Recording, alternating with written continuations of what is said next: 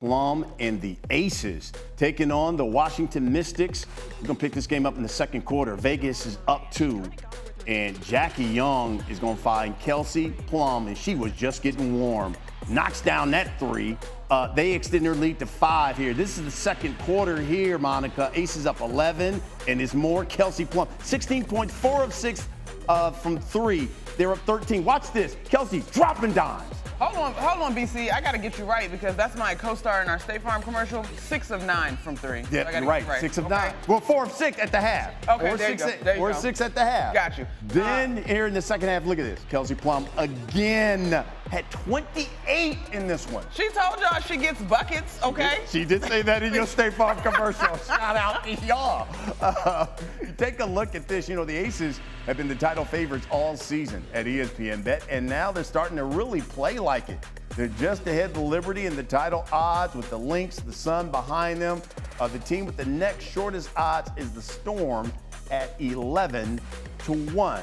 All right, Monica, you know we're getting closer here to the Olympics and the break of the season. At this point, your favorite to win the title?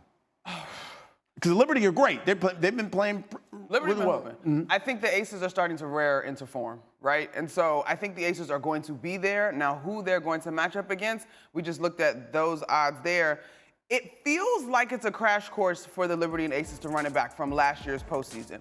The caveat to that for me, though, is Jonquel Jones being an absolute X factor for the New York Liberty. They are 2 different teams depending on how she's able to perform, right? Now, with that, I gotta add this caveat. Caveat's my word today, apparently. Anyway, let's go Minnesota Lynx. Because the Minnesota Lynx are a team that just beat the Liberty in the Commissioner's Cup. They are a team that has been problematic for the Liberty in particular, but they also have enough depth to challenge any of the top 5 teams in the WNBA right now. And so Cheryl Reeve is a veteran coach, won gold medals, won when the Lynx were dynastic under those Maya Moore, Simone Augustus years. So she knows how to get the best out of her group. And to me, as I watch them play, they have so many interchangeable pieces alongside Nafisa Collier, who's having a tremendous year. Yep. So I think it's going to be a Liberty Aces crash course. But if the Minnesota Lynx found their way in the finals, I would not be surprised. Okay, so let's move now to the Rookie of the Year race, which is essentially down to Caitlin Clark and Angel Reese. Clark, still a big favorite, but she was a minus 3,000 basically a little over a week ago. But Angel Reese is closing that gap.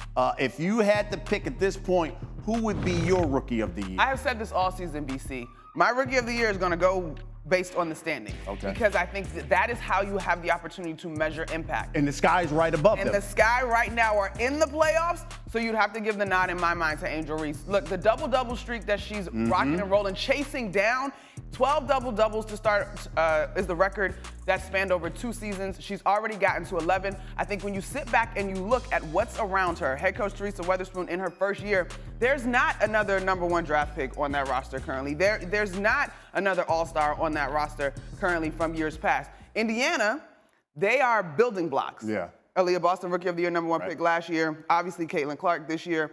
Kelsey Mitchell has had big-time seasons over the course of her career. So there's more there in terms of the supporting cast around Caitlin, but both of them have been incredibly impressive. And I think those odds don't really indicate how close this race is. Yeah, I love it. To me, I go back to like when Bird and Magic were first in the NBA. This is kind of what we got going on right now in the W. With For sure. It's fantastic. Obviously, the games between the 2 of them are the highest rated.